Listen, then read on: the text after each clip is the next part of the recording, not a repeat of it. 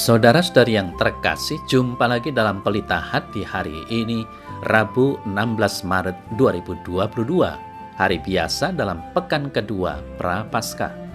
Bersama saya Romo Thomas Suratno SC dari Paroki Cilandak, Jakarta Selatan, mendengar dan merenungkan sabda Tuhan, yakni firman Tuhan yang tersurat dalam Injil Matius, bab atau pasal 20, ayat 17 sampai dengan ayat 28.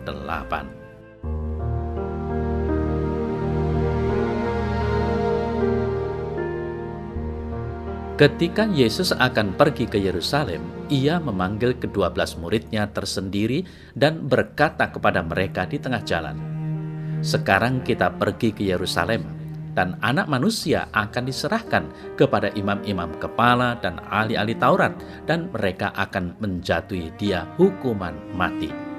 Dan mereka akan menyerahkan dia kepada bangsa-bangsa yang tidak mengenal Allah, supaya ia diolok-olokkan, disesah dan disalibkan, dan pada hari ketiga ia akan dibangkitkan."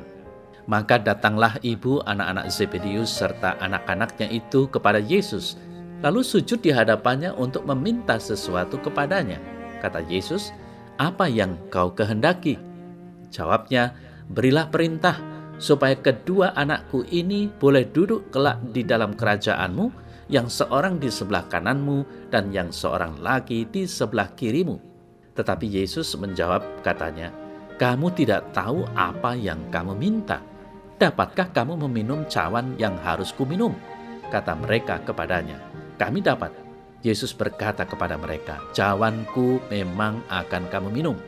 Tetapi hal duduk di sebelah kananku atau di sebelah kiriku, aku tidak berhak memberikannya. Itu akan diberikan kepada orang-orang bagi siapa Bapakku telah menyediakannya." Mendengar itu marahlah ke-10 murid yang lain kepada kedua saudara itu.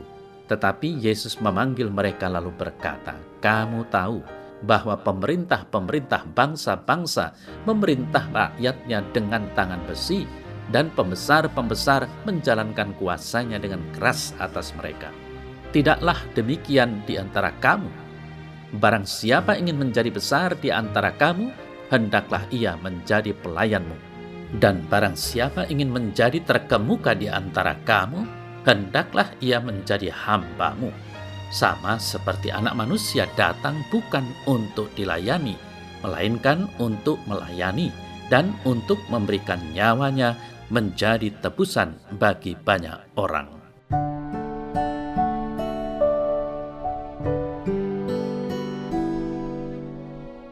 Saudara-saudari yang terkasih, banyak orang berpikir bahwa menjadi seorang pemimpin itu memiliki nilai plus, yakni dilayani oleh orang lain dan dihormati di mana-mana.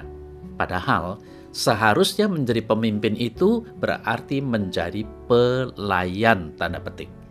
Pemimpin membaktikan dirinya, mematikan segala keinginannya, dan hanya memfokuskan perhatiannya kepada pelayanan bagi sesama.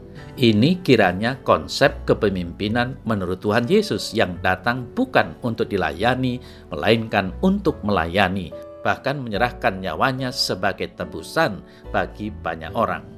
Saudara-saudari yang terkasih, saya ingat Paus Benediktus ke-16 dan juga tentu kiprahnya, pelayanannya di dalam Gereja Universal. Nah, pada hari Minggu pada tanggal 24 Februari beberapa tahun lalu, ketika beliau akan menjadi seorang paus yang emeritus, ia menyampaikan berkat mingguan terakhirnya sebagai paus di depan puluhan ribu umat Katolik yang memadati lapangan Santo Petrus Vatikan. Dari jendela apartemennya, dia mengatakan bahwa dirinya tidak akan meninggalkan gereja setelah mengundurkan diri dari jabatan, serta akan menjalani hidup dengan meditasi dan berdoa.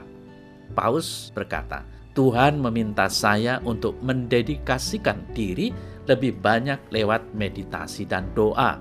Ini bukan berarti saya meninggalkan gereja. Jika Tuhan meminta saya melakukan ini, saya akan melayani dengan dedikasi dan kasih yang sama, tetapi dengan cara yang lebih sesuai dengan usia dan kondisi saya." Paus menutup berkat singkatnya dengan ucapan, "Kita akan tetap dekat." umat membawa sejumlah spanduk yang antara lain bertuliskan, "Bapa Suci, kami mengasihi Anda." Pada spanduk lainnya tertulis, "Terima kasih Bapa Suci." Saudara saya terkasih, pengalaman Paus Benediktus ke-16 kiranya menjadi inspirasi bagi kita untuk memahami warta Injil pada hari ini. Melayani dengan dedikasi bukan hanya sekedar melayani. Bisa jadi orang melayani demi popularitas semata.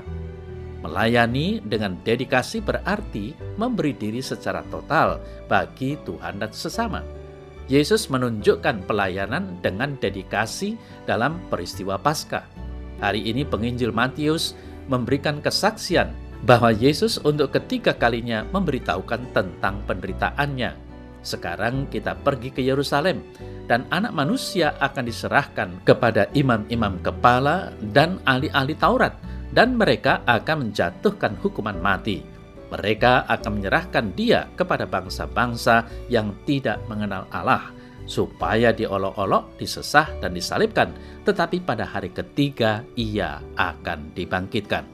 Saudara-saudari yang terkasih, warta penderitaan ini dinyatakan Yesus ketika mereka sedang dalam perjalanan melewati Yeriko ke Yerusalem. Dalam pikiran para murid, Yesus akan mendirikan sebuah kerajaan politik. Itu sebabnya ibu anak-anak Zebedius meminta tempat terhormat di samping kiri dan kanan Yesus. Yesus tahu bahwa kedua saudara itu akan meminum cawan deritanya, tetapi hal duduk di sisi kiri dan kanan adalah urusan Bapa di sorga. Hal yang paling urgent sekarang adalah pelayanan atau pemberian diri secara total untuk kebahagiaan sesama. Saudara saya terkasih, pandangan Yesus tentang melayani berarti memberi diri seutuhnya, baik kepada Tuhan maupun kepada sesama. Di sini dibutuhkan dedikasi total dari para pengikut Kristus. Dia menunjukkan teladannya dalam peristiwa Paskah. Ia mengasihi sampai tuntas.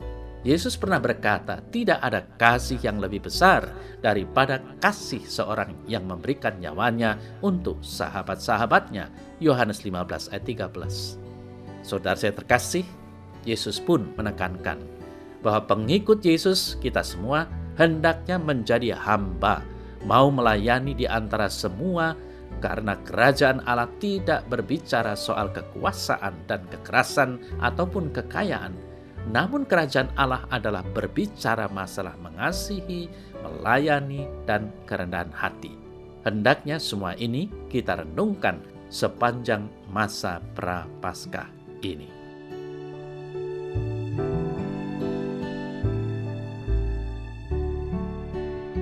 Dalam nama Bapa dan Putra dan Roh Kudus. Amin. Ya Bapa di sorga, terima kasih untuk damai yang aku rasakan.